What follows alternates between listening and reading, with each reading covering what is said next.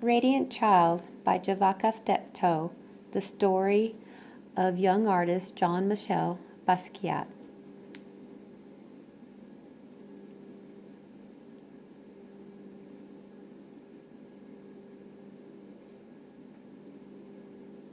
Somewhere in Brooklyn, between hearts that thump, double dutch and hopscotch, and salty mouths that slurp sweet ice, a little boy dreams of being a famous artist.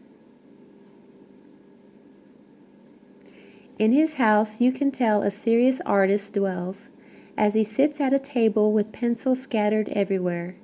Jean-Michel draws from morning until night with a serious face amid a storm of papers. He refuses to sleep until he has created a masterpiece. At night, images enchant Jean-Michel's mind, and he wakes from his dreams to add one more line. His drawings are not neat or clean, nor does he color inside the lines. They are sloppy, ugly, and sometimes weird, but somehow still beautiful. His art comes from his mother, Matilde, a Puerto Rican woman who designs and sews, cooks and cleans, and makes the house look like a stylish magazine. But most important, she lies on the floor and draws with Jean-Michel on his father's old work papers. From her he learns that art is not only in the poetry books she reads to him or in the theaters and museums they visit. Art is the street games of little children in our style and the words that we speak. It is how the messy patchwork of the city creates new meaning for ordinary things. While visiting the museum, they look at his favorite works of art, reading the story behind each artist, reading the story behind each work. That is how Jean-Michel learns what it means to be a famous artist. Back at home, he creates art on the floor as his father, Gerard, plays jazz records. Mama Matilde cooks arroz con pollo and calls Jean-Michel mi amor. The energy and life of the city can be felt in each line of his drawings. As time goes by, Jean-Michel learns that art has a healing power. After a car accident, he is scared and confused. Matilde gives him a book to calm his fears. It is filled with pictures of bones, skulls, and other body parts. Jean-Michel draws from it until he knows it all by heart. He is no longer afraid. Back at home, Jean-Michel's body heals, but his heart breaks. His mother's mind is not well, and the family breaks. She no longer lies on the floor and draws with Jean-Michel, but sits by the window singing only to birds. Jean-Michel is confused and filled with the terrible blues when Matilde can no longer live at home. He tries drawing the terrible out of his blues, but things are not the same.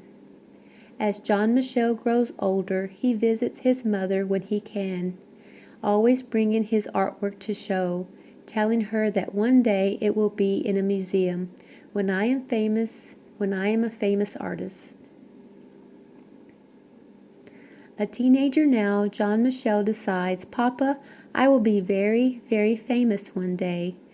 With the sly look, a twinkle in his eye, Jean-Michel leaves Brooklyn for New York City, the Lower East Side, a concrete jungle where only the tough survive. During the day, dressed in a green jumpsuit splattered with paint, Jean-Michel stays with friends, sleeping on couches and floors, leaving a barrage of collages and poem-filled papers everywhere he goes. At night, Jean-Michel spray paints the walls downtown with poems and drawings that catch the eye of artists, gallery goers, and passers-by.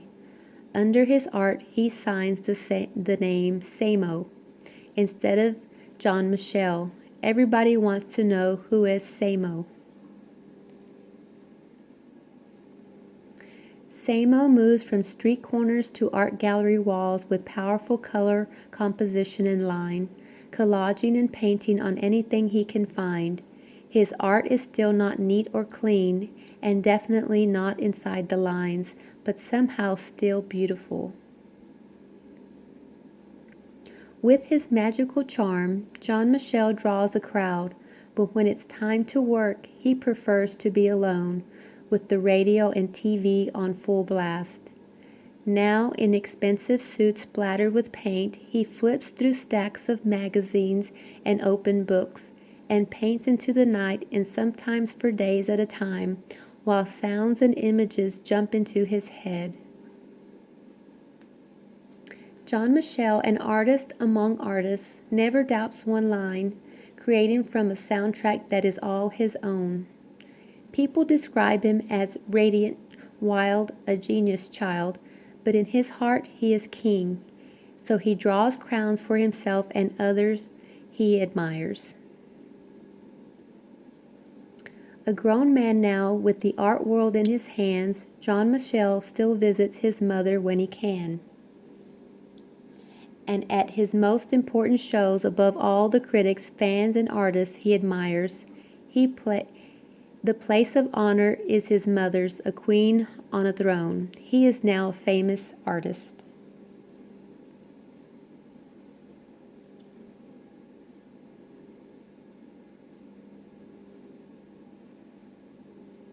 The end.